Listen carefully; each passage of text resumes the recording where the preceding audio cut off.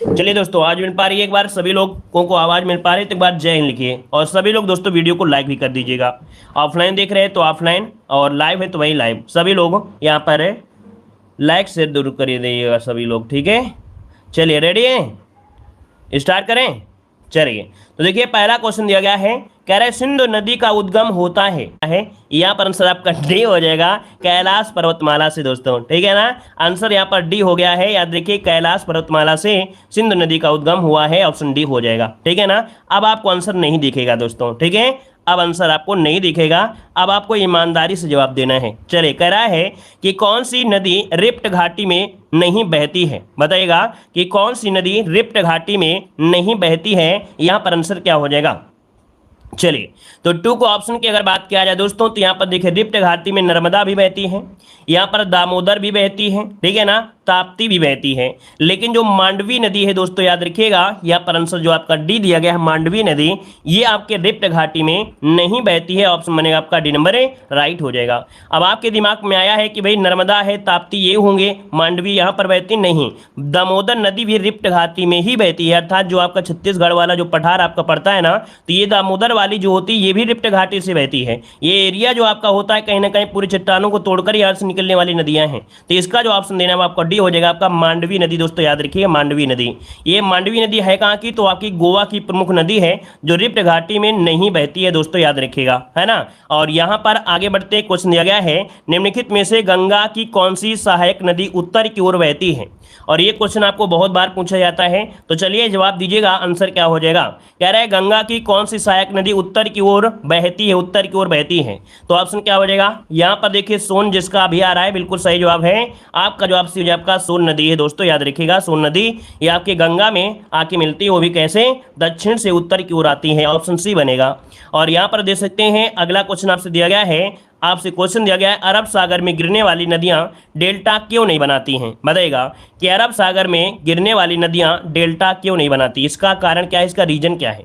चलिए question number 4 देना है। और 4 की अगर बात किया जाए दोस्तों, तो यहाँ पर देखिए ऑप्शन यहाँ पर आपका जो दिया गया है सी नंबर, कि कठोर चट्टानों से गुजरने के कारण अपने साथ गाद नहीं ले चलती हैं, है ना। मतलब देखा कि भाई ये जो नदियाँ होती है अरब सागर में गिरने वाली, कहीं ना कहीं सभी नदियाँ होती हैं जो आपके भ्रंश से बहती हैं। भ्रंश मतलब हो गया चट्टानों को काटते हुए, चट्टानों के दरारों से होकर बहती हैं। तो भाई इसमें मिट्टी तो होगी नहीं, और मिट्टी होगी नहीं और ऊपर से ऊंचाई से गिरेंगे, तो भाई यहाँ पर डेल्टा नहीं बनेगा, यहाँ पर प्रपात बनेगा। तो ऑप्शन यहाँ पर सी नंबर है, राइट हो जाएगा। आगे बढ़िए, क्वेश्चन आपसे दिया गया है, यहाँ पर देखिए अगला क्वेश्चन है कि भारत की 3 महत्वपूर्ण नदियों का स्रोत हिमालय स्थित मानसरोवर झील के निकट है, बताइए यह कौन सी नदियां हैं। तो यहाँ पर देखिए आपका जो आंसर है राइट क्या हो जाएगा 5 नंबर में। तो 5 को ऑप्शन देखिए बी नंबर जिसका भी है बिल्कुल राइट हो जाएगा। ब्रह्मपुत्र नदी, सतलज नदी और सिंधु नदी ये आपके हिमालय स्थित मानसरोवर झील के निकट से इनका उद्गम है। आगे बढ़ते हैं, क्वेश्चन दिया गया है कि कौन सी नदी पूर्वी चीन सागर में गिरती है। कौन सी नदी पूर्वी चीन सागर में गिरती है दोस्तों, यहाँ पर आंसर क्या हो जाएगा। चलिए ऑप्शन यहाँ पर बनेगा डी नंबर दोस्तों, याद रखिएगा आपका जवाब हो जाएगा आपका यांगसे नदी, ठीक है ना। यांगसे नदी है, ये पूर्वी चीन सागर में गिरती है। आपका जो आंसर है यहाँ पर डी नंबर है, राइट हो जाएगा। वहीं पर देखा जाए जो आपकी मेकांग नदी है, ये दक्षिण चीन सागर में गिरती है, ठीक है, याद रहेगा ना। यांगसे नदी दक्षिण पूर्वी सागर चीन सागर में, लेकिन मेकांग नदी ये दक्षिण चीन सागर में गिरती है, याद रखिएगा। अगला है प्रशांत महासागर में गिरने वाली एशियाई नदी कौन सी है। प्रशांत महासागर में गिरने वाली एशियाई नदी इनमें से कौन सी है। तो यहाँ पर देखिए ऑप्शन जो हो जाएगा सी नंबर, ये आमूर नदी है। कौन है, आमूर नदी, इसका जो ऑप्शन है यहाँ पर आपका ये नंबर सी नंबर है, राइट हो जाएगा, यहाँ पर सी नंबर बनेगा। और यहाँ पर आगे बढ़ते हैं, स्टेनली जलप्रपात किस नदी पर स्थित है। स्टेनली जलप्रपात किस नदी पर स्थित है, यहाँ पर जवाब दीजिएगा दोस्तों। आपका जवाब हो जाएगा बी नंबर, ये है आपके कांगो नदी पर है। किस पर है, कांगो नदी पर आपका बना हुआ है जो आपका स्टेनली जलप्रपात आपका है, याद रखिएगा, है ना। वहीं पर देखा जाए तो आपके देख सकते हैं जाम्बेजी नदी पर, तो दोस्तों याद रखिए जाम्बेजी नदी पर विक्टोरिया जलप्रपात आपका बना हुआ है, ठीक है ना। एक और पॉइंट होता है, नाइजर नदी को पाम तेल की नदी भी कहा जाता है। नील नदी पर कौन सा बांध है, तो आपका आसवान बांध बना है। ये सभी क्वेश्चन आपके पूछे गए हैं। आगे बढ़िए, क्वेश्चन दिया गया है, विश्व का सबसे बड़ा नदी द्वीप इनमें से कौन सा है। विश्व का सबसे बड़ा नदी द्वीप इनमें से कौन सा है दोस्तों, यहाँ पर आंसर क्या हो जाएगा। चलिए, विश्व का सबसे बड़ा नदी द्वीप शहर, माफ करिएगा यहाँ पर शहर दिया गया है, यहाँ पर देखो शहर दिया गया दोस्तों, है ना। यहाँ पर शहर दिया गया है, थोड़ा यहाँ पर जवाब दीजिएगा, क्योंकि अगर यहाँ पर ऑप्शन दिया होता माजुली तो हम लोग तुरंत ऑप्शन को लॉक करते थे जाके, लेकिन यहाँ पर शहर दिया गया है ना। तो आपका जवाब इनमें से हो जाएगा मॉन्ट्रियल। क्या हो जाएगा? मॉन्ट्रियल, जो कि ऑप्शन इसी नंबर है। ये विश्व का सबसे बड़ा नदी द्वीप शहर है। क्या? द्वीप शहर है दोस्तों। ऑप्शन बनेगा आपका सी नंबर है, राइट हो जाएगा। ये सेंट लॉरेंस नदी के तट पर कनाडा के मॉन्ट्रियल क्यूसेक शहर में स्थित आपका है, और मॉन्ट्रियल विश्व का सबसे बड़ा नदी द्वीप शहर है, याद रखिएगा। अगला क्वेश्चन दिया गया है, निम्नलिखित में से कौन सी नदी यूरोप और एशिया की सीमा बनाती है? कौन सी नदी यूरोप और एशिया की सीमा बनाती है? क्वेश्चन नंबर 10 दीजिएगा। 10 का ऑप्शन में से क्या हो जाएगा? चलिए बताइएगा, 10 का ऑप्शन जो बनेगा इनमें से क्या हो जाएगा। तो देखिए यहाँ पर जो आंसर आपका दिया गया है बी नंबर, यूराल नदी है। याद रखिए, यूराल नदी यूरोप और एशिया की सीमा रेखा को बनाती है, अर्थात तो ऑप्शन बनेगा यहाँ पर आपका बी नंबर हो जाएगा। आगे बढ़िए, क्वेश्चन आपसे अगला पूछा गया है। यहाँ पर देखिए, यूराल नदी रूस व कजाकिस्तान में प्रवाहित होती है, जो यूरोप और एशिया की सीमा बनाती है। वहीं पर बोल्गा नदी से क्वेश्चन बहुत पूछा जाता है कि बोल्गा नदी यूरोप की सबसे लंबी नदी है। क्वेश्चन पूछा जाएगा कि यहाँ पर बोल्गा नदी जो आपकी है कहाँ की सबसे लंबी है? तो याद रखिएगा, बोल्गा नदी यूरोप की सबसे लंबी नदी है, जो रूस में प्रवाहित होती है। ठीक है, और यहाँ पर स्प्री नदी कहाँ पर प्रवाहित होती है? तो स्प्री नदी आपकी जर्मनी में प्रवाहित होती है। आगे बढ़िए, क्वेश्चन दिया गया है, कह रहे क्षिप्रा नदी किसकी सहायक नदी है? चलिए यहाँ पर बताइएगा आंसर क्या हो जाएगा। चलिए, कह रहा है क्षिप्रा नदी किसकी सहायक नदी है, यहाँ पर आंसर दीजिएगा। तो क्षिप्रा किसकी हो जाएगी? सोन नदी की हो जाएगी क्या? चलिए, कैसा हो जाएगा? चलिए यहाँ पर जो आंसर है आपका राइट क्या हो जाएगा? कौन से भाई क्वेश्चन में क्या दिक्कत हुई है क्या आप लोगों को? कौन सा है? यूरोप की एशिया की सीमा बनाते? अरे भाई ऐसा भी तो होता है, पर्वत तो बनाता ही बनाता है। कभी कभी हम जरूरी नहीं होता है कि उस खेत की बात करें या जगह की बात करें, कोई ऐसा भी होता है कि एक नदी जा रही है तो हम अपने हिसाब से नदी भी तो बोल देते हैं। यहाँ पर पर्वत जो होता है तो है ही है, लेकिन कभी कभी ये होता है कि चलिए अपने हिसाब से उसे बोल दिया गया कि वो नदी है तो उसके पार का वो रास्ता इसका है, ये रास्ता उसका है। सिंपल सी बात है, उसमें क्या दिक्कत है? यहाँ पर दिया है नदी, ये पूछा है ना, नदी पूछा है। पर्वत पूछता है तो हम लोग यूराल पर्वत बताते। भाई क्वेश्चन को समझो, पर्वत पूछता है तो हम लोग यूराल पूछते, और यहाँ पर नदी पूछा है तो हम लोग यहाँ पर कौन सा भाई? यूराल आपका हो जाएगा। यूराल अच्छा नदी भी होगी, और क्या है? यूराल नदी भी है और यूराल पर्वत भी है। ठीक है ना, याद रखिए, यूराल नदी भी है और यूराल पर्वत भी आपका है। अगर पर्वत पूछता है तो पर्वत लगाइए, नदी पूछे रहा नदी हो जाएगा। ठीक है ना। चलिए यहाँ पर आइए, क्वेश्चन आपसे अगला पूछा गया है। तो ये देखिए, क्षिप्रा नदी किसकी सहायक नदी है? तो आपकी चंबल की। ऑप्शन क्या बनेगा? बी नंबर इसका राइट हो जाएगा, बी नंबर हो जाएगा। आगे बढ़िए, क्वेश्चन आपसे दिया गया है। यहाँ पर देखो दिया गया है अगला पॉइंट, यहाँ पर दिया है, निम्नलिखित नदियों में से किसका उद्गम उत्तर प्रदेश के मैदानी भागों से नहीं होता है? यहाँ पर जवाब दीजिएगा। चलिए यहाँ पर देखिए, आपका जो आंसर है 12 नंबर में, वो ऑप्शन लगभग सभी का आ रहा है। ऑप्शन जो बनेगा यहाँ पर आंसर क्या हो जाएगा?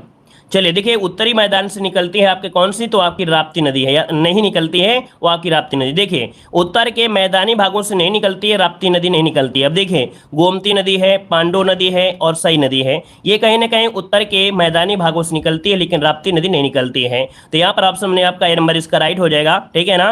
और यहाँ पर देखिए, आपके सामने दिया भी गया है कि राप्ती नदी का उद्गम हिमालय से होता है। ठीक है, राप्ती नदी का जो उद्गम है वो आपकी हिमालय से होता है, याद रखिएगा। वहीं पर है, पांडो है, सई नदी उद्गम उत्तर प्रदेश के मैदानी भागों से है। अगला दिया गया है, सिंधु नदी जल समझौता के तहत किस नदी के जल का अधिकतम उपयोग भारत नहीं कर सकता है? एक सिंधु नदी जल समझौता हुआ था, और किस नदी के जल का अधिकतम उपयोग भारत नहीं कर सकता है? तो 13 का ऑप्शन क्या बनेगा? ए नंबर इसका राइट हो जाएगा आपका, झेलम नदी। क्या हो जाएगा? झेलम नदी, जिसका ऑप्शन यहाँ पर ए नंबर है राइट हो जाएगा, झेलम नदी हो जाएगा। अब यहाँ पर देख सकते हैं कि जो सिंधु समझौता हुआ था वो आके 1960 में हुआ था। 3 पूर्वी नदियों में जैसे कि ब्यास है, रावी है और सतलज है, इसका 80% जल का उपयोग भारत करेगा, तथा सिंधु, चेनाब और झेलम नदी का 80% जल का उपयोग पाकिस्तान कर सकता है। तो इस प्रकार झेलम नदी का जल का अधिकतम उपयोग कौन? भारत नहीं कर पा रहा है। आगे बढ़िए, क्वेश्चन दिया गया है, निम्नलिखित में से कौन सुमेलित नहीं है? कौन सुमेलित नहीं है? यहाँ पर देखो दिया है, जोग जलप्रपात शरावती ने दिया गया है ना। इसके बाद दिया गया है, साडनी जलप्रपात आपके शंख नदी पर है, दसम जलप्रपात कांची नदी पर है, चुलिया जलप्रपात आपका नर्मदी दिया गया है, नर्मदा। ये बताइएगा, जो चुलिया जलप्रपात है ये चंबल नदी पर है। किस पर है? चंबल नदी पर है, चंबल नदी पर, जो कि आपके राजस्थान। ठीक है ना। तो इस कारण से देखिए ऑप्शन डी नंबर है यहाँ पर गलत हो जाएगा, है ना। अगर आपने नहीं पढ़ा था सांडनी, कोई बात नहीं, नहीं पढ़ा है दसम, कोई बात नहीं, लेकिन जो पढ़ा पढ़ा है उसको तो आप देख ही सकते हैं, ठीक है ना। आगे बढ़िए, क्वेश्चन आपसे अगला पूछा गया है, यहाँ पर देखो एक पॉइंट आपसे दिया गया है, दसम जलप्रपात झारखंड में है ना, और यहाँ पर जो साडनी और दसम आपके झारखंड में थे। अगला क्वेश्चन दिया गया है, निम्नलिखित में से कौन सत्य नहीं है, कौन सत्य नहीं है, यहाँ पर जवाब दीजिए। क्वेश्चन नंबर 15 में कह रहा है कि अंतर्देशीय जलमार्ग प्राधिकरण कहाँ पर है, नोएडा में है। राष्ट्रीय अंतर्देशीय नौवहन संस्थान कहाँ पर है, पटना में है। सागरमाला परियोजना बंदरगाहों व सड़क रेलमार्ग से जोड़ने के लिए है। फिर दिया है चेन्नई भारत का सबसे गहरा बंदरगाह, ये सही है क्या? चलिए, ये क्या बात सही है क्या भाई? गहरा बंदरगाह तो नहीं है ना, गहरा बंदरगाह तो आपका विशाखापत्तनम है। क्यों भाई? गहरा बंदरगाह जो आपका है ये विशाखापत्तनम है। दूसरा बंदरगाह आपका जरूर है चेन्नई, ठीक है। चेन्नई बंदरगाह ये भारत का दूसरा सबसे बड़ा और खुला सागरी बंदरगाह है, ठीक है। चलिए, तो इसका ऑप्शन डी बनेगा। अगला बताइएगा, निम्नलिखित में से कौन सी परियोजना मध्य प्रदेश में स्थित नहीं है, कौन सी परियोजना मध्य प्रदेश में स्थित नहीं है, यहाँ पर जवाब दीजिएगा। चलिए, यहाँ पर जवाब दीजिए, क्या हो जाएगा जल्दी से।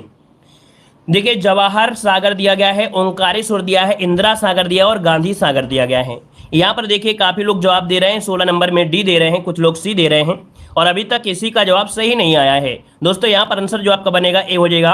याद रखिएगा कि जवाहर सागर ये परियोजना मध्य प्रदेश में स्थित नहीं है। ये जवाहर सागर जो आपकी है ये राजस्थान में चंबल नदी पर है। कहाँ पर है? राजस्थान के चंबल पर है। तो देखिए, जवाहर सागर परियोजना राजस्थान में चंबल नदी पर है, और इंदिरा गांधी है ना, और आपके ओंकारेश्वर ये मध्य प्रदेश में नर्मदा नदी पर आपकी हैं, ठीक है ना। और यहाँ पर जो दिया गया गांधी सागर ये मध्य प्रदेश में चंबल पर है। आगे बढ़िए, क्वेश्चन दिया गया है, मकर और विषुवत रेखा दो बार काटने वाली नदियों को जोड़ा है। चलिए, कह रहा है आपसे मकर और विषुवत रेखा को दो बार काटने वाली नदियों का जोड़ा इनमें से कौन सा है? तो चलिए, मकर रेखा को और विषुवत रेखा को कौन से काटती हैं? तो यहाँ पर बताइए 17 नंबर में। देखिए, यहाँ पर जो आंसर हो जाए आपका, यहाँ पर हो जाए आपका लिम्पोपे नदी। मकर रेखा को जो काटती है वो लिम्पोपे नदी है, और विषुवत रेखा को काटती है वो कांगो नदी है, ठीक है ना। यहाँ पर देखिए, मकर रेखा को काटने वाली जो नदी है 2 बार वो लिम्पोपे नदी है, और विषुवत रेखा को काटने वाली नदी आपकी कांगो नदी है। दोस्तों याद रखिएगा। और वहीं पर अब देखा जाए जो आपकी कर्क रेखा को काटने वाली कौन सी है, तो आपकी भारत की माही नदी है, भारत की माही नदी है। आगे बढ़िए, क्वेश्चन आपसे दिया गया है, कह रहा है भारत की पहली बहुउद्देशीय नदी घाटी परियोजना का नाम बताइएगा। भारत की पहली बहुउद्देशीय नदी घाटी परियोजना का नाम बताना है। क्वेश्चन नंबर यहाँ पर 18 देना है। दोस्तों आपका जो आंसर हो जाएगा आपका हो जाएगा दामोदर घाटी परियोजना। देखिए, आपका जो आंसर भी हो जाएगा दामोदर घाटी परियोजना, जिसको ऑप्शन है बिल्कुल राइट हो जाएगा। और दोस्तों ये परियोजना आपकी 1947 ईस्वी में संयुक्त राज्य अमेरिका की टेनेसी घाटी परियोजना के मॉडल पर प्रारंभ की गई थी। और यहाँ पर आगे बढ़ते क्वेश्चन दिया गया है, गलवान घाटी का निर्माण करने वाली गलवान नदी भारत के किस क्षेत्र में बहने वाली नदी है? देखिए, गलवान घाटी का निर्माण करने वाली गलवान नदी भारत के किस क्षेत्र में बहने वाली नदी है? तो आपका जवाब इनमें से क्या हो जाएगा? ये आपके लद्दाख में बहती है। दोस्तों ऑप्शन हो जाएगा आपका बी नंबर, बिल्कुल सही है, यहाँ पर लद्दाख हो जाएगा। आगे बढ़िए, क्वेश्चन आपसे अगला पूछा गया है, यहाँ पर देखो दिया है कि विश्व विरासत सूची में शामिल बामियान घाटी किस देश में स्थित है? बामियान घाटी ये आपके कहाँ पर है आपका? तो दोस्तों ऑप्शन यहाँ पर बनेगा सी नंबर, अफगानिस्तान में है। कहाँ पर है? बामियान घाटी कहाँ पर है? तो आपकी अफगानिस्तान, जो कि ऑप्शन बनेगा यहाँ पर सी नंबर इसका राइट हो जाएगा। और दोस्तों याद रखिएगा, जो अफगानिस्तान है वो स्थल अवरुद्ध देश है ना, स्थल अवरुद्ध देश है अफगानिस्तान। और यहाँ पर आगे बढ़ते क्वेश्चन दिया गया है कि स्वात घाटी को किस देश का स्वर्ग कहा जाता है? स्वात घाटी को किस देश का स्वर्ग कहा जाता है? यहाँ पर आंसर दीजिएगा कि स्वात घाटी को किस देश का स्वर्ग कहा जाता है। चलिए दोस्तों, यहाँ पर देखिए 21 का जो ऑप्शन बनेगा यहाँ पर आंसर क्या हो जाएगा? 21 का ऑप्शन डी हो जाएगा आपके पाकिस्तान। दोस्तों ठीक है ना, यहाँ पर जो आंसर आपका है वो राइट आंसर डी हो जाएगा। स्वात घाटी किस देश का स्वर्ग कहा जाता है? तो पाकिस्तान, इसका ऑप्शन डी नंबर इसका राइट हो जाएगा। और यहाँ पर देखिए कि पाकिस्तान का संवैधानिक नाम इस्लामिक रिपब्लिकन ऑफ पाकिस्तान है। पाकिस्तान की राजधानी इस्लामाबाद है ना, और फैसलाबाद को यहाँ का मैनचेस्टर कहा जाता है। ठीक है, फैसलाबाद यहाँ का मैनचेस्टर है। हमने बताया था 19 वस्तु धोख को यहाँ पर मैनचेस्टर कहा जाता है। जैसे भारत में मैनचेस्टर बोला जाता है, वैसे पाकिस्तान में फैसलाबाद को यहाँ का मैनचेस्टर कहा जाता है। आगे बढ़िए, क्वेश्चन दिया गया है कि लघु हिमालय और बाहरी हिमालय के बीच सपाट घाटियों को किस नाम से जाना जाता है? बताइएगा कि लघु हिमालय, क्या कह रहा है, लघु हिमालय और बाहरी हिमालय के बीच सपाट घाटियों को किस नाम से जानते हैं? तो ये घाटियां होती हैं दून के नाम से जानते हैं, इनको बोलते हैं दून के नाम से जाना जाता है। ऑप्शन बनेगा यहाँ पर बी नंबर दून, इसका आंसर राइट हो जाएगा। और यहाँ पर जैसे दून में यहाँ पर देखा जाए तो आपके जैसे आपका हो गया देहरादून हो गया, कोटली दून हो गया, पाटली दून हो गया, ये आपकी होती हैं। आगे बताइए, क्वेश्चन दिया गया है कि उत्तर प्रदेश में नहरों के माध्यम से सतह के पानी की बेहतर आपूर्ति करने के लिए इनमें से कौन सा प्रमुख सिंचाई और बहुउद्देशीय परियोजनाओं में से एक नहीं है? एक नहीं है। तो देखो यहाँ पर देखा जाए तो सतह जल आपका दिया है ना, सतह के पानी की, मतलब कह रहा है कि नहरों के माध्यम से सतह के पानी की बेहतर आपूर्ति। देखिए भाई, शारदा नहर से क्या होता है, नहर से आपूर्ति होती है कि नहीं होती है? अब आप लोग तुक्का मार रहे हैं तो गड़बड़ हो रहा है, अगर दिमाग से काम करेंगे तो सही जाएंगे। भाई ये नहीं शब्द आपको दिया गया है, जब नहीं दिया है तो आपका बी तो हो ही नहीं सकता है भाई। बी तो ऑलरेडी यहाँ पर नदी है जिससे आपकी सतह से पानी का बेहतर आपूर्ति होती है, ये तो होना ही होना है। रामगंगा से भी होता है, गंडक परियोजना से होता है, लेकिन वर्षा जनक आपको साफ साफ दिया है कि भाई नहरों के माध्यम से नहीं होता है, तो वर्षा जनक वाला हो जाएगा। तो ऑप्शन क्या बनेगा, ए नंबर इसका राइट हो जाएगा। भाई वर्षा का पानी नहरों से सिंचाई थोड़ो करेंगे, जो ऑलरेडी यहाँ पर देखा जाए शारदा नहर, रामगंगा या गंडक है ना, तो ऑप्शन यहाँ पर ए नंबर इसका राइट हो जाएगा। आगे बढ़िए, क्वेश्चन आपसे दिया गया है, कह रहा आपसे रिफ्ट घाटी निम्नलिखित में से किसका परिणाम है? रिफ्ट घाटी किसका परिणाम है, यहाँ पर बताइए 24 नंबर में। तो देखिए आपका जवाब हो जाएगा आपका डी नंबर है, ये सभी, अर्थात जब भूकंप आता है या वलन की क्रिया होती है या प्रदन की क्रिया होती है, तो इनमें से क्या होता है, ये सभी प्रक्रियाएं होती हैं जिससे रिफ्ट घाटी का निर्माण होता है। ऑप्शन यहाँ पर डी नंबर है राइट हो जाएगा। जो भी स्टूडेंट हमारी क्लासें एग्जाम के समय देख लेगा वो 100% है कि हमारे आपकी इन टॉपिक पर समस्या नहीं आएगी, लेकिन इधर उधर अगर आप घूमेंगे तो समस्या आपको जरूर आ सकती है, ठीक है ना। यहाँ पर देखो दिया गया है कि यूरेशियाई प्लेट एवं भारतीय प्लेट के टकराव पर सिकुड़न के परिणाम स्वरूप निर्मित लंबवत घाटी इनमें से कौन सी है? तो देखिए यहाँ पर जो आंसर हो आपका हो जाएगा दून्स घाटी हो जाएगा। क्या बोलेंगे, यहाँ पर जो आंसर आपका दिया गया डी नंबर है, यहाँ पर राइट हो जाएगा दून्स होते हैं, दून्स मतलब यूरेशियाई प्लेट आपकी, मतलब दून्स, यहाँ पर भरेंगे दून्स, यूरेशियाई प्लेट और भारतीय प्लेट के टकराव पर सिकुड़न के परिणाम स्वरूप लंबवत घाटी बनी जो आपकी दून्स है। यहाँ पर जो आंसर बनेगा वो आपका डी नंबर है राइट हो जाएगा। अगला दिया गया है, निम्नलिखित में से कौन सा सही सुमेलित नहीं है? सही सुमेलित नहीं है, यहाँ पर देखिए आपके सामने परियोजना है और आपका राज्य दिया गया है। देखिए भाई, हीराकुंड परियोजना आपके उड़ीसा नदी पर है, बिल्कुल सही है, उड़ीसा में है, महानदी पर है। जलधाका आपके पश्चिम बंगाल में है, ठीक है ना। वहीं पर आपका दिया गया है आपका टेहरी बांध, तो अब उत्तर प्रदेश में है क्या भाई टेहरी बांध? नहीं है ना, ये उत्तराखंड में भागीरथी और भीलगंगा नदी के संगम पर है, तो ये सी नंबर आपका गलत हो जाएगा। ब्यास जो आपके है पंजाब में हो जाएगा, ठीक है ना। आगे बढ़िए, क्वेश्चन आपसे अगला पूछा गया है कि भारत के किस राज्य में तालाबों से सर्वाधिक सिंचाई की जाती है? भारत के किस राज्य में तालाबों से सर्वाधिक सिंचाई की जाती है? तो दोस्तों 27 का ऑप्शन क्या बनेगा? तो आपका जवाब 27 में क्या बनेगा भाई, तमिलनाडु हो जाएगा।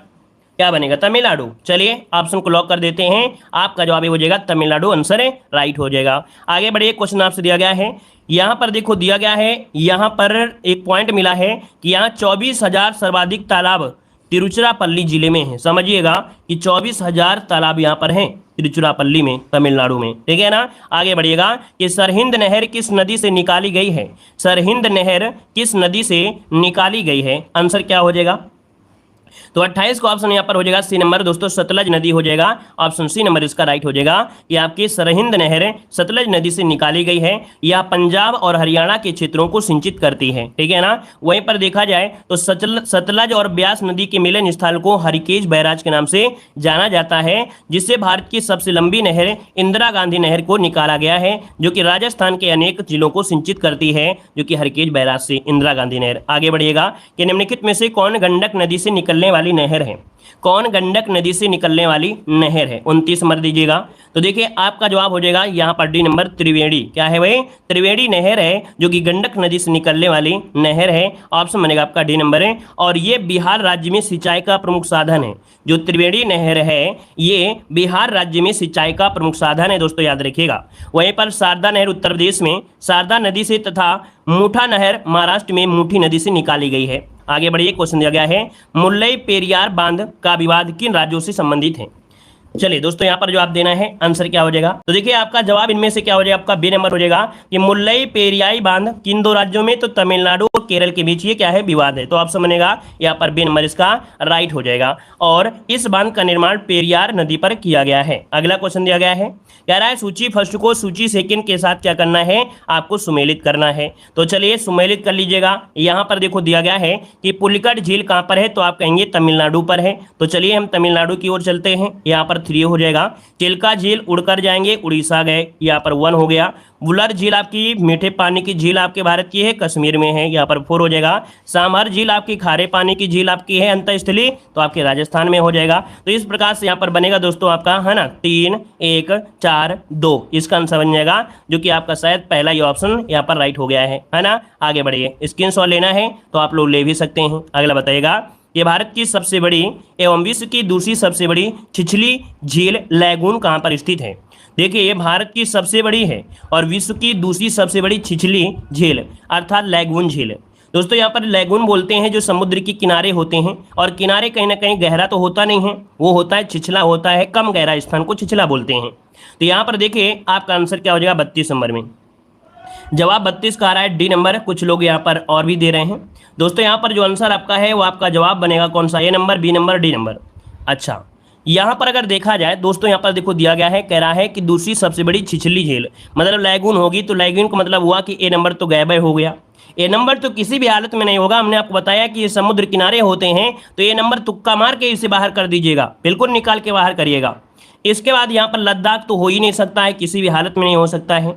फिर यहाँ पर पुलिकट झील जो आपकी है ये दूसरी नहीं है दोस्तों, यहाँ पर चिल्का झील जो आपकी है ये खारे पानी की है, जो कि दोस्तों याद रखिएगा दूसरी छिछली आपकी है ना। तो ये सबसे बड़ी आपकी भी है दोस्तों, याद रखिएगा। आगे बढ़ते क्वेश्चन आपसे दिया गया है, यहाँ पर देखो दिया गया भारत का सबसे ऊंचा बांध कौन सा है। तो भारत का सबसे ऊंचा बांध क्या बताएंगे आप लोग, यहाँ पर जो आंसर बताएंगे क्या बताएंगे, देखिए 33 नंबर में। तो आपका जवाब हो जाएगा क्या, टिहरी बांध इसका जो आंसर है। यहाँ पर आपका डी नंबर दिया है, इसको भी कर लीजिएगा भाई, ठीक है, इसे आप लोग भी कर लीजिएगा। तो भारत का सबसे ऊंचा बांध जो आपका है वो आपका कौन सा है, तो यहाँ पर याद रखिए टिहरी बांध आपका है, ऑप्शन बनेगा आपका बी नंबर राइट हो जाएगा। आप टिहरी देख सकते हैं, इसकी ऊंचाई 260 इतनी है, अदर की ऊंचाई आपके सामने दी गई है, ठीक है। आगे बढ़िए, क्वेश्चन आपसे दिया गया है, यहाँ पर दिया गया है, कह रहा आपसे झील भारत की सबसे बड़ी खारे पानी की झील है और यह भारत की सबसे बड़ी झील भी है। अब बताइए 34 का ऑप्शन हो जाएगा क्या, तो अभी आप ये आपने जो पढ़ा था वही इसका आंसर हो जाएगा कि चिल्का झील भारत की सबसे बड़ी खारे पानी की झील है और यह भारत की सबसे बड़ी झील भी आपकी है। क्लियर है। आगे बढ़िए, क्वेश्चन दिया गया है, यहाँ पर देखो दिया गया है कि थोसेघर वाटरफॉल किस राज्य में स्थित है। थोसेघर वाटरफॉल किस राज्य में स्थित है 35 नंबर में। दोस्तों 35 का ऑप्शन क्या हो जाएगा, 35 का ऑप्शन क्या बनेगा, यहाँ पर आंसर ये हो जाएगा आपका महाराष्ट्र हो जाएगा। क्या हो जाएगा, महाराष्ट्र इसका आंसर है आपका, राइट हो जाएगा। महाराष्ट्र में जैसे कोंकण क्षेत्र का सतारा एरिया है ना, महाराष्ट्र में कोंकण क्षेत्र के सतारा एरिया में स्थित है। अगला बताइएगा, ज्वालामुखी सक्रियता का किस प्रकार की झील बनती है, मतलब ज्वालामुखी से किस प्रकार की झील बनती है। तो ज्वालामुखी से जो बनती है वो बनती है ज्वालामुखी झील। क्या बनती है, ज्वालामुखी झील बोल देते हैं, या इसे हम लोग बोलते हैं क्रेटर झील बोलते हैं। क्या इसे बोलते हैं, क्रेटर झील बोल देते हैं, क्रेटर झील बोलते हैं। तो ऑप्शन सी नंबर है राइट हो जाएगा। अगला आपको बताना है कि आपसे मीठे पानी की सबसे बड़ा जलाशय इनमें से कौन सा है। मीठे पानी का सबसे बड़ा जलाशय पूछा गया है, आपका आंसर इनमें से क्या हो जाएगा। फटाफट जवाब देते रहिए भाई, जितने लोग जुड़े हैं सभी लोग फटाफट जवाब देते रहिए। यहाँ पर आंसर क्या हो जाएगा 37 नंबर में। चलिए 37 को ऑप्शन देखिए, काफी लोग जवाब दे रहे हैं। यहाँ पर मीठे पानी का सबसे बड़ा जलाशय पूछा गया है ना। चलिए देखिए 37 को ऑप्शन डी हो जाए आपका ग्लेशियर। क्या है भाई, ग्लेशियर इसका जो आंसर है, यहाँ पर डी हो जाए आपका ग्लेशियर है। यहाँ पर देखिए ग्लेशियर आपका बनेगा, ठीक है ना, यहाँ पर ग्लेशियर बनेगा। और देखा जाए तो मीठे पानी की कुल मात्रा का लगभग 68.7% आपको यहीं से में आपको मिलता है। और यहाँ पर हिमनद से आपका है, देखिए यहाँ पर 30.1 है, भूमिगत जल से 0.3 है, सतही जल से 0.9% होता है। यहाँ पर आगे बढ़ते हैं, क्वेश्चन आपसे अगला पूछा गया है, कह आपसे कौन सा महासागर अधिकतम निम्न द्वीपों से बना हुआ है। कौन सा महासागर अधिकतम निमग्न द्वीपों से बना हुआ है। तो यहाँ पर देखिए जो ऑप्शन आपका दिया गया है प्रशांत महासागर, ऑप्शन बनेगा ए नंबर इसका राइट हो जाएगा। मतलब ये कह सकते हैं चपटे शिखर वाले, क्या चपटे शिखर वाले हैं, ये चपटे शिखर वाले आपके हैं, ऑप्शन बने आपका ए नंबर राइट हो जाएगा। अगला यहाँ पर आते हैं अगले टॉपिक में। टॉपिक आपका दिया गया है कि पर्वत, पहाड़ियां, हिमनद और मरुस्थल निम्नलिखित में से कौन यूरोपियन पर्वत नहीं है? कौन यूरोपियन पर्वत नहीं है? तो दोस्तों यहाँ पर देखिए आपका जो माउंट एल्बर्ट है ना, माउंट एल्बर्ट है, ये यूरोपीय पर्वत नहीं है। यहाँ पर जो माउंट एल्बर्ट है ये आपके उत्तरी अमेरिका में रॉकी पर्वत श्रृंखला का सबसे ऊंचा पर्वत है दोस्तों। तो ऑप्शन यहाँ पर सी नंबर हो जाएगा। वहीं पर आपका पेरिनीज है, पेनाइन है, जूरा पर्वत है, ये यूरोपीय क्षेत्र के हैं। आगे बढ़ते हैं, आपसे क्वेश्चन दिया गया है कि कंचनजंगा पर्वत स्थित है कहाँ पर? कंचनजंगा पर्वत स्थित है कहाँ पर? 40 नंबर में। तो दोस्तों ऑप्शन क्या हो जाएगा? ये आपके भारत और नेपाल सीमा पर है। ऑप्शन बनेगा यहाँ पर बी नंबर, भारत और नेपाल सीमा पर हो जाएगा। और आगे बढ़ते हैं, क्वेश्चन दिया गया है यहाँ पर देखो, दिया गया विश्व की सबसे ऊंची चोटी माउंट एवरेस्ट का नेपाल में एक लोकप्रिय नाम इनमें से क्या है? बताइएगा कि विश्व की सबसे ऊंची चोटी माउंट एवरेस्ट का नेपाल में एक लोकप्रिय नाम क्या है? क्या बोलेंगे इसमें से? तो दोस्तों यहाँ पर जो आंसर आपका दिया गया बी नंबर हो जाएगा। यहाँ पर सागर माथा के नाम से जानते हैं। ऑप्शन बी हो जाएगा राइट। अगला बताइएगा, यहाँ पर देखो दिया गया है कि प्रसिद्ध पर्यटन स्थल पंचमढ़ी किस पर्वत श्रेणी में है? प्रसिद्ध पर्वत स्थल पंचमढ़ी किस पर्वत श्रेणी में है? दोस्तों 42 को ऑप्शन बनेगा सी नंबर है। ये सतपुड़ा में है, सतपुड़ा में है। जो आपकी पंचमढ़ी है ना, ये सतपुड़ा पर्वत में है, जो कि आपके मध्य प्रदेश में आपका एक पर्यटन स्थल आपका है दोस्तों, याद रखिएगा। और जिसे सतपुड़ा की रानी कहा जाता है, जो आपका पंचमढ़ी है दोस्तों, नोट करिएगा, पिछली बार क्वेश्चन यहाँ से पूछा गया था। तो पंचमढ़ी मध्य प्रदेश के प्रमुख पर्यटन स्थल में है, जिसे सतपुड़ा की रानी कहा जाता है, याद रखिएगा। सतपुड़ा एक प्राचीन ब्लॉक पर्वत है, याद रखिएगा। और इसकी सबसे ऊंची चोटी धूपगढ़ है। क्या है? धूपगढ़ आपका है। और आगे बढ़िए, क्वेश्चन आपसे अगला पूछा गया है, निम्नलिखित में से किसे आइसलैंड ऑफ प्रेसिपिटेशन कहते हैं?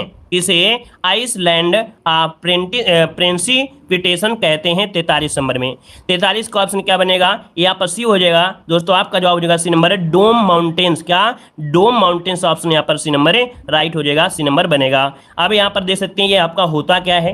तो डोम माउंटेन्स अत्यधिक वर्षा क्षेत्र होने के कारण वर्षा का द्वीप आइसलैंड ऑफ प्रेसिपिटेशन कहा जाता है। समझ गए होंगे। आगे बढ़िए, क्वेश्चन दिया है, इनमें से कौन हिमनद ग्लेशियर नहीं है? इनमें से कौन हिमनद ग्लेशियर नहीं है? यहाँ पर 44 नंबर में। तो दोस्तों यहाँ पर देखो, सियाचिन ग्लेशियर है, हिस्पार भी है, गंगोत्री भी है, लेकिन बुग्याल नहीं है दोस्तों। हमने आपको पढ़ाया था बुग्याल, ये कहीं ना कहीं घास के मैदान है, उत्तराखंड में पाए जाते हैं। बुग्याल जो आपके घास के मैदान है उत्तराखंड में पाए जाते हैं, इन्हें पयार भी कहते हैं। क्या? बुग्याल या पयार भी कहते हैं, जो लघु हिमालय की ढालों पर पाए जाते हैं, है ना, या उत्तराखंड के एरिया में लगभग पाए जाते हैं। तो ये क्या है? घास के मैदान कह सकते हैं। आगे बढ़िए, क्वेश्चन आपसे अगला पूछा गया है, क्या आपसे बलतोड़ा हिमनद स्थित है? बलतोड़ा हिमनद स्थित है कहाँ पर स्थित है? 45 को ऑप्शन देना है। चलिए 45 का जो ऑप्शन दिया गया है, यहाँ पर आंसर ये हो जाएगा, ये आपके कराकोरम पर्वतमाला में है। किसमें है? कराकोरम पर्वतमाला में है। ऑप्शन यहाँ पर नंबर इसका राइट हो जाएगा। और देखा जाए तो यहाँ पर कुछ और आपकी हिमनद हैं, जैसे बियाफो, सियाचिन, हिस्पार, ये महत्वपूर्ण आपकी हिमनद यहाँ पर हैं। अगला दिया गया है, नीलगिरी पर्वत निम्नलिखित में से किस प्रकार के पर्वत पर प्रतिनिधित्व करता है? नीलगिरी पर्वत निम्नलिखित में से किस प्रकार के पर्वत का प्रतिनिधित्व करता है? 46 नंबर में। दोस्तों यहाँ पर देखिए, जो नीलगिरी पर्वत है ये फॉल्ट पर्वत है। क्या है? यहाँ पर आंसर जो आपका दिया है वो आपका भी हो जाएगा फॉल्ट पर्वत। अब समझिएगा कि नीलगिरी पर्वत श्रृंखला तमिलनाडु, कर्नाटक, केरल में विस्तृत है। यह भारत के पश्चिमी घाट की एक पर्वतमाला है। यह फॉल्ट अर्थात ये भ्रंशोत्थित पर्वत आपका है। आपका अगला क्वेश्चन दिया गया है, निम्नलिखित में से कौन सा ज्वालामुखी अंटार्कटिका का एकमात्र सक्रिय ज्वालामुखी है? दोस्तों देखिएगा कि अंटार्कटिका जहाँ पर क्या है, बर्फ ही बर्फ आपको दी गई है, लेकिन यहाँ पर भी क्या है, एक ज्वालामुखी है। इस ज्वालामुखी का नाम बताना है, क्या हो जाएगा? चलिए ऑप्शन आ रहा है यहाँ पर, कह रहे हैं ए नंबर हो जाएगा। दोस्तों आपका जवाब बिल्कुल सही आया है, माउंट इरेबस। ये आपके अंटार्कटिका का एकमात्र सक्रिय ज्वालामुखी है, याद रखिएगा। अगला है, नागटिब्बा और महाभारत पर्वतमालाएं किसमें शामिल है? नागटिब्बा और महाभारत पर्वतमालाएं ये मिलती हैं आपके निम्न हिमालय में। कहाँ मिलती हैं? निम्न हिमालय। इसका जो ऑप्शन है यहाँ पर सी नंबर हो जाएगा। अब निम्न हिमालय में देखा जाए तो इनकी ऊंचाई जो आपकी है वो आपकी 12,000 से 15,000 फीट अर्थात 3700 से लेके 4500 मीटर की ऊंचाइयों में होते हैं। यहीं पर आपका नागटिब्बा और महाभारत पर्वतमालाएं आपको मिलती हैं। इनके अंतर देखा जाए तो पंजाब, कुमायूं, नेपाल और असम हिमालय तक विस्तृत है। अगला दिया गया है, कह रहा है निम्नलिखित में से, क्या कह रहा है, निम्नलिखित में से किसको सह्याद्री पर्वतमाला भी कहा जाता है? मॉडल पेपर में क्वेश्चन आपका ऐसे ही छपा हुआ था। बताइएगा कि किसको सह्याद्री पर्वतमाला भी कहा जाता है। इसका आंसर क्या बनेगा? चलिए 49 नंबर। दोस्तों आपका जो आंसर बनेगा यहाँ पर आंसर क्या हो जाएगा? बी नंबर बिल्कुल सही जवाब है दोस्तों। आपका जवाब हो जाएगा बी नंबर, पश्चिमी घाट को कहते हैं दोस्तों। याद रखिएगा, ये जो आपका पश्चिमी घाट है, ये वाला एरिया इसे हम लोग सह्याद्री पर्वतमाला कहते हैं, और ये वाला जो एरिया है आपका पूर्वी घाट वाला, इसे हिमाद्री पर्वतमाला कहते हैं। ठीक है, आगे बढ़िए। क्वेश्चन आपसे अगला पूछा गया है, कह रहा है आपसे अगला क्वेश्चन कि निम्न रेगिस्तानों के उनके स्थानों के अनुसार सही ढंग से जोड़े आपको बनाना है। अर्थात कौन सा रेगिस्तान कहाँ पर है, इसका जवाब देना है। तो दोस्तों यहाँ पर कालाहारी, जहाँ पर बुशमैन जनजाति पाई जाती है, ये अफ्रीका में है तो अफ्रीका भेज दीजिए, है ना। यहाँ पर थी हो जाएगा। वैसे भी काले लोग कहाँ रहे तो आपके अफ्रीका में ज़्यादा मिलते हैं। आटाकामा जो मरुस्थल है, ये शुष्क आपका है, जो कि दक्षिण अमेरिका में मिलेगा। यहाँ पर दक्षिण अमेरिका में चले जाते हैं, यहाँ पर 1 हो जाएगा। थार मरुस्थल आपके भारत अर्थात एशिया में है, तो आपका एशिया में आ जाइए, यहाँ पर 4 हो जाएगा। और ग्रेट विक्टोरिया आपके कहाँ पर है, तो विक्टोरिया से आपको याद होगा कि ऑस्ट्रेलिया में है। तो इस प्रकार से इसका स्क्रीन बनेगा दोस्तों। तो यहाँ पर बनेगा 3 1 4 2, है ना। 3 1 4 2 देखिए ऑप्शन यहाँ पर दिया गया होगा, कोई ऑप्शन डी वाला दिया गया। अगला बताइएगा, यहाँ पर देखिए स्क्रीनशॉट लेना है तो ले सकते हैं भाई, ठीक है ना। चलिए, कह रहा है पेंटागोनिया कहाँ पर स्थित है। पेंटागोनिया एक प्रकार से, ये भी आपका एक प्रकार से शुष्क प्रदेश आपका है। और ये पेंटागोनिया आपका जो है, ये आपके है कहाँ पर है, ए नंबर अर्जेंटीना में है दोस्तों। ये पेंटागोनिया अर्जेंटीना और चिली में विस्तृत आपका शुष्क प्रदेश है। ऑप्शन बनेगा आपका ए नंबर हो जाएगा। और अगला आपसे दिया गया है ग्रेनाडा स्थित है यहाँ पर, बताइएगा। ग्रेनाडा दिया गया है, ग्रेनेडा दोस्तों, ग्रेनाडा दिया है। तो ये जो आपका है कहाँ पर है, कैरेबियाई सागर पे है। ऑप्शन बनेगा बी नंबर है, ये कैरेबियाई सागर पर आपका है। देखो यहाँ पर ग्रेनाडा जो आपका है, इसमें 3 द्वीप आपके हैं, ग्रेनाडा है, कैरिकोड है और आपका पेंटिक मार्टिकन है, ये शामिल है, जो तीनों इसमें से आपके शामिल हैं। और आगे बढ़ते हैं क्वेश्चन। अच्छा, एक पॉइंट आपसे यहाँ पर दिया गया है क्या, कि ग्रेनाडा को मसाला द्वीप के नाम से भी जाना जाता है दोस्तों। याद रखिएगा, अगर पूछे मसाला द्वीप के नाम से किसे जानते हैं, तो आपके ग्रेनाडा को जाना जाता है। आगे बढ़िए, क्वेश्चन दिया गया है, निम्नलिखित में से कौन सा तथ्य सही नहीं है, यहाँ पर जवाब दीजिए। चलिए, कौन सा तथ्य सही नहीं है, 53 को ऑप्शन देना है। आप कंसन में से क्या हो जाएगा। तो चलिए देखिए, यहाँ पर दिया गया है आपका सिम्पसन मरुस्थल आपके ऑस्ट्रेलिया में है, विक्टोरिया मरुस्थल ऑस्ट्रेलिया में है, और इसके बाद दिया है चूहान मरुस्थल आपके ईरान में है। दोस्तों यहाँ पर जो आपका आंसर है वो आपका हो जाएगा क्या, सी नंबर है, ये गलत दिया गया है भाई। आपको बताया गया है सिम्पसन, ये आपके ऑस्ट्रेलिया, ग्रेट विक्टोरिया ऑस्ट्रेलिया, है ना, आटाकामा चिली। तो यहाँ पर दोस्तों ऑप्शन यहाँ पर सी नंबर इसका राइट हो जाएगा, ये सुमेलित आपका नहीं है। दोस्तों यहाँ पर देखिए, ये जो आपका दिया गया है ना, चिहुआ चौहान मरुस्थल ईरान में नहीं, ये संयुक्त राज्य अमेरिका में मैक्सिको में फैला है। ठीक है, संयुक्त राज्य अमेरिका और मैक्सिको में फैला हुआ है। और अगला आपसे दिया गया है, निम्नलिखित में से कौन सा देश आंशिक या पूर्ण रूप से सहारा रेगिस्तान में नहीं आता है। चलिए, कौन सा देश आंशिक या पूर्ण रूप से सहारा रेगिस्तान में नहीं आता है, यहाँ पर जवाब दीजिएगा 54 नंबर में।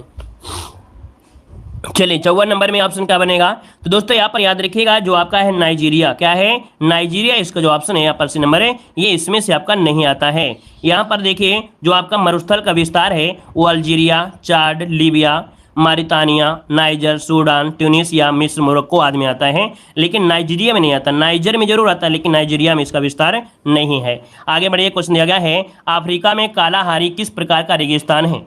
अफ्रीका में कालाहारी किस प्रकार का रेगिस्तान है, यहाँ पर देखिए आपका जवाब हो जाएगा कैसा है, यह आपका उपोष्ण कटिबंधीय है। उपोष्ण कटिबंधीय मतलब ये हुआ कि नीचे से एक रेखा जाती है आपकी मकर रेखा, ऊपर जाती है भूमध्य रेखा जाती है, अर्थात बीच में पड़ेगा तो उपोष्ण तो बन ही जाएगा ना। ऑप्शन बन जाए आपका बी नंबर। आगे बढ़िए, क्वेश्चन दिया गया है, यहाँ पर देखो दिया गया है, उष्ण कटिबंधीय सदाबहार वनों का वृक्ष इनमें से कौन सा नहीं है।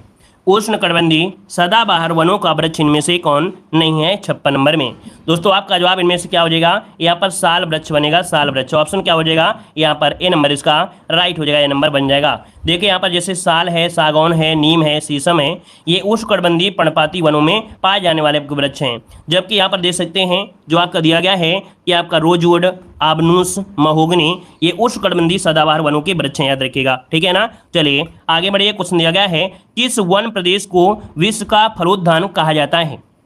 चलिए, किस वन को विश्व का फलोद्यान कहा जाता है? यहाँ पर आंसर 57 नंबर में ऑप्शन बी हो जाए आपका, भूमध्य सागरीय वन प्रदेश को विश्व का फलोद्यान कहा जाता है। ऑप्शन बनेगा यहाँ पर बी नंबर राइट हो जाएगा दोस्तों, ऑप्शन बी हो जाएगा। अब आप देख सकते हैं कि यहाँ पर भूमध्य सागरीय वनस्पतियों में अधिकतर यूरोप, अफ्रीका में पाई जाती हैं। एशिया के भूमध्य सागर के समीप वाले क्षेत्रों में भी फलों की खेती की जाती है। आगे बढ़िए, क्वेश्चन दिया गया है कि भारत के सबसे ज्यादा क्षेत्रों में फैला हुआ वन इनमें से कौन है?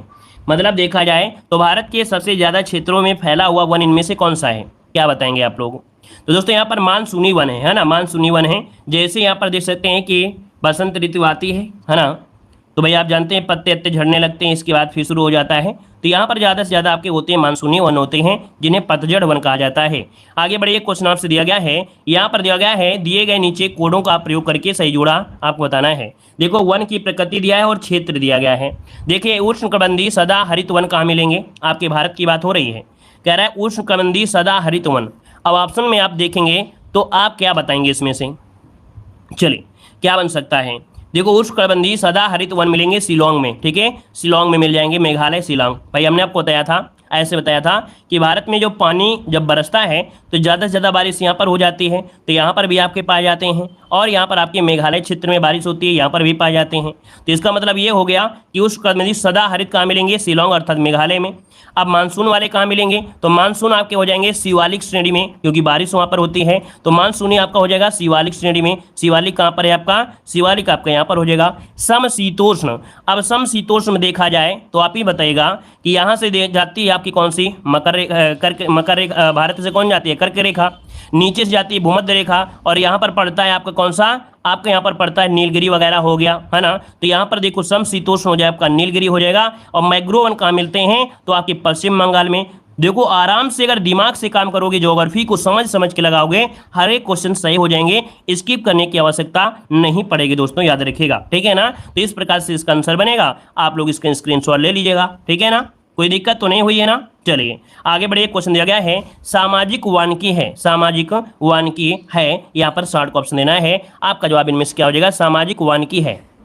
चलिए देखिए 60 नंबर का जो ऑप्शन दिया गया है, यहाँ पर आंसर डी हो जाएगा। याद रखिएगा कि सरकारी स्वामित्व वाली भूमि पर उपयोगी पौधों को उगाना और उनकी व्यवस्था करना, ठीक है ना। सरकारी स्वामित्व वाली भूमि पर उपयोगी पौधों को उगाना और उनकी व्यवस्था करना ही सामाजिक वानिकी कहलाता है। आगे बढ़ते हैं, क्वेश्चन आपसे अगला पूछा गया है, यहाँ पर देखो अगला क्वेश्चन है, क्रिकेट बैट के लिए बिलो कहाँ से प्राप्त होता है? क्रिकेट बैट के लिए बिलो कहाँ से प्राप्त होता है? यहाँ पर आंसर आपका राइट क्या हो जाएगा? तो चलिए दोस्तों यहाँ पर 61 का ऑप्शन डी हो जाएगा। ये आपके शंख वृक्षी वनों से होते हैं, ऑप्शन डी हो जाएगा आपका शंख वृक्षी वन, ऑप्शन डी नंबर राइट हो जाएगा। और यहाँ पर अगला देखो, ये जो आपके होते हैं वृक्ष, ये ठंडे प्रदेशों में पाए जाते हैं। भारत में जम्मू कश्मीर राज्य में विलो निर्मित क्रिकेट बैट के उत्पादन के लिए जाना जाता है। अगला है कि किस राज्य में राष्ट्रीय उद्यान वैली ऑफ फ्लावर्स स्थित है? पिछले साल ये क्वेश्चन पूछा गया था, बताइएगा कि किस राज्य में राष्ट्रीय उद्यान वैली ऑफ फ्लावर्स स्थित है? यहाँ पर आंसर क्या हो जाएगा दोस्तों? यहाँ पर देखिए आपका उत्तराखंड में है। कहाँ पर है? उत्तराखंड में है, ऑप्शन बनेगा यहाँ पर आपका ए नंबर इसका राइट हो जाएगा। दोस्तों नोट करिएगा, ए नंबर इसका राइट हो जाएगा। अब यहाँ पर देख सकते हैं कि यह राष्ट्रीय उद्यान इसी राज्य में स्थित नंदा देवी राष्ट्रीय उद्यान का विस्तार है। अगला दिया गया है, बिनसर का जंगल भारत के किस केंद्र शासित प्रदेश में? देखिए बिनसर का जंगल भारत के किन प्रदेशों में या केंद्र शासित क्षेत्र में अवस्थित है? यहाँ पर आंसर देना है। आपका आंसर क्या हो जाएगा?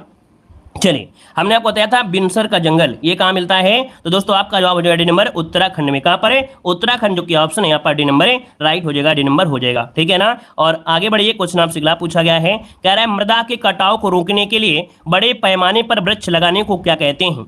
चलिए बताइए, मृदा के कटाव को रोकने के लिए बड़े पैमाने पर वृक्ष लगाने को क्या कहते हैं? यहाँ पर आंसर देना है। दोस्तों आपका जो आंसर है यहाँ पर क्या हो जाएगा?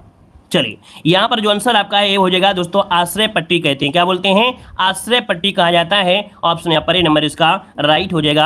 आगे बढ़ते हैं, क्वेश्चन दिया गया है, यहाँ पर देखो दिया गया है, निम्नलिखित में से किन पहाड़ियों पर उष्णकटिबंधीय सदाबहार वन पाए जाते हैं? निम्नलिखित में से किन पहाड़ियों पर उष्णकटिबंधीय सदाबहार वन पाए जाते हैं? अब देखो अगर आप हिसाब से देखा जाए आप लोग मैप में, तो देखिए आप ही बताइएगा कि उष्ण वाले यहाँ पर मिलेंगे आपके तमिलनाडु एरिया में, या आपको मिलेंगे मेघालय एरिया में। अब आप ये हिसाब से अपने मन से दिमाग लगा सकते हैं कि भाई यहाँ पर भूमध्य रेखा यहाँ से गुजरती है, भारत से निकल के जाती है आपकी कर्क रेखा। अब आप ही बताइएगा कि उष्णकटिबंधीय सदाबहार वन वाले यहाँ पर मिलेंगे या आपके यहाँ पर मिलेंगे। देखिए 65 का ऑप्शन क्या बनेगा, चलिए 65 का ऑप्शन बताइए जल्दी से क्या मिलेंगे। तो नीलगिरी पहाड़ियां मिलेंगी ना, ऑप्शन बनेगा आपका ए नंबर है, नीलगिरी की पहाड़ियों पर ही मिलेंगे, ऑप्शन बनेगा आपका ए नंबर है, राइट हो जाएगा। ठीक है, अब अरावली पहाड़ियां कहाँ आएंगे भाई, अरावली पहाड़ियों में पानी के लिए तो बूंद बूंद तरसते हैं सब लोग। अब आप ही बताइए, अगर आप लोग अरावली पहाड़ी बताओगे तो यहाँ पर पानी के लिए तो लोग बूंद बूंद तरसते हैं जो आपके राजस्थान में है। यहाँ पर सदाबहार वृक्ष कहाँ जाएंगे भाई, सदाबहार वृक्ष में पानी आप डालने थोड़ो जाएंगे। तो यहाँ पर आप क्या देंगे, ऑप्शन देंगे आपका ये नंबर है कि नीलगिरी पहाड़ियां जो आपकी हैं तमिलनाडु एरिया में, यहाँ पर उष्णकटिबंधीय सदाबहार होते हैं और शीतोष्णकटिबंधीय होते हैं मेघालय में। शीतोष्णकटिबंधीय कहाँ होते हैं, मेघालय एरिया में होते हैं। ठीक है, आगे बढ़िए, क्वेश्चन आपसे दिया गया है। देखो उष्णकटिबंधीय वन कहाँ मिलेंगे, जहां पर लगभग देखा जाए तो 200 सेंटीमीटर वर्षा होगी वहीं पर आपको सदाबहार वन मिलेंगे, अन्यथा नहीं मिलेंगे। दोस्तों याद रखिएगा, देखो यहाँ पर जो आपकी बारिश होती है अधिकतम कहाँ पर होती है, केरल एरिया में 150 से लेकर लगभग 200 सेंटीमीटर बारिश हो जाती है। वैसे मेघालय में आपकी हो जाती है। दो ही जगह ऐसी एरिया है भारत में जहां पर लगभग 150 से लेकर 200 सेंटीमीटर होती है, दो ही जगह आपकी होगी यहाँ पर सदाबहार वन, और कहीं नहीं मिलेंगे सदाबहार वन। दोस्तों याद रखिएगा, दो ही जगह मिलेंगे, यहाँ पर मिलेंगे आपको कैसे, शीतोष्ण वाले, और यहाँ पर मिलेंगे आपको ग्रीष्म वाले मिलेंगे, है ना, और यहाँ पर मिलेंगे शीतोष्ण वाले। ठीक है, आगे बढ़िए, क्वेश्चन दिया गया है, यहाँ पर दिया गया उड़ीसा राज्य में स्थित नंदन कानन किस लिए प्रसिद्ध है, बताइएगा। यहाँ पर क्या हो जाएगा, कह रहा है उड़ीसा राज्य में स्थित नंदन कानन किसके लिए प्रसिद्ध, आपका है 66 नंबर में। दोस्तों ऑप्शन इनमें से क्या हो जाएगा 66 में, 66 का ऑप्शन क्या हो जाएगा, सी हो जाएगा। दोस्तों याद रखिए, अभ्यारण्य के लिए जाना जाता है, अभ्यारण्य के लिए जाना जाता है, ऑप्शन बनेगा यहाँ पर सी नंबर है, राइट हो जाएगा। दोस्तों यहाँ पर अभ्यारण्य में है क्या, 30 अभ्यारण्य में सफेद बाघ के लिए विश्व भर में प्रसिद्ध है। ये जो नंदन कानन आपका है ये सफेद बाघों के लिए विश्व भर में क्या है, प्रसिद्ध है। दोस्तों याद रखिएगा। ठीक है, आगे बढ़िए, क्वेश्चन आपसे दिया गया है कि फ्लोरा फाना एवियन जीवों के लिए आश्चर्यजनक खतरे से परिपूर्ण नामदफा वन्यजीव अभ्यारण्य कहाँ पर स्थित है। चलिए यहाँ पर 67 का ऑप्शन देना है, आपका आंसर में से क्या हो जाएगा, फ्लोरा फाना एवियन जीवों के लिए आश्चर्यजनक खतरे से परिपूर्ण नामदफा वन्यजीव अभ्यारण्य कहाँ पर है। दोस्तों यहाँ पर नामदफा पूछा गया ना, तो आप कहेंगे आपके अरुणाचल प्रदेश में है। कहाँ पर है, अरुणाचल प्रदेश में, ऑप्शन बनेगा यहाँ पर आपका क्या हो जाएगा, आपका डी नंबर है, राइट हो जाएगा। अब ऐसे भी क्वेश्चन जो आपने बहुत बार पढ़ा है, तो आप समझ सकते हैं इस क्लास में लगभग 50% लोग सही जवाब दे रहे हैं और 50% गलत जवाब दे रहे हैं।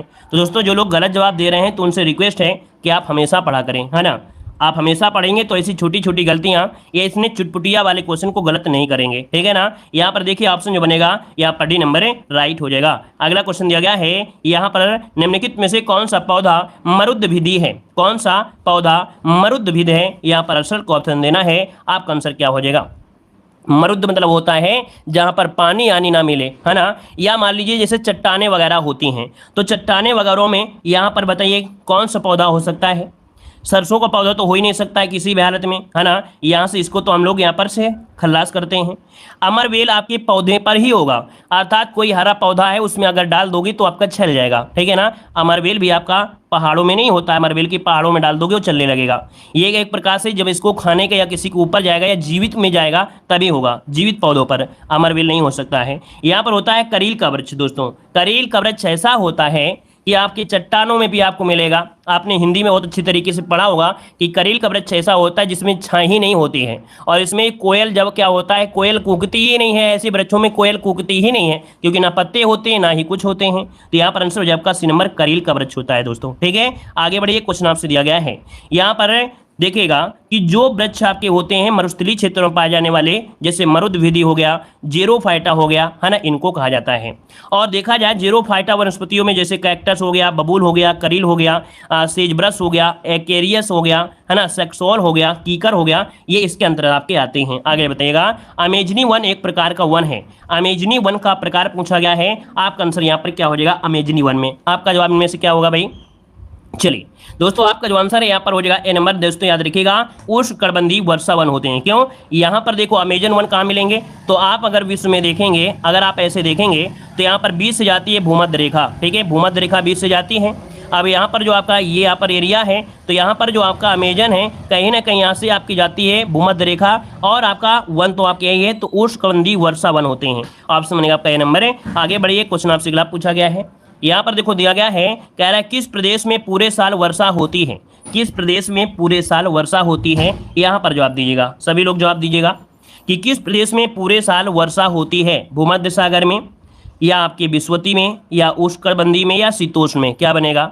70 का ऑप्शन दीजिएगा तो दोस्तों ऑप्शन बनेगा बी नंबर है। याद रखिएगा विषुवतीय क्षेत्रों में। अब विषुवतीय क्षेत्र में होने का मतलब क्या होता है, यहाँ पर क्या होता है, जब आपको गर्मी पड़ेगी और गर्मी पड़ेगा तो पानी जो होगा वो क्या होगा, वाष्पित होगा, और जब वाष्पित होगा, जब संघनित होगा तो बारिश भी होगी। तो पूरे साल वर्षा लगभग आपकी विषुवतीय क्षेत्रों में होती रहती है। ऑप्शन यहाँ पर बी नंबर हो जाएगा।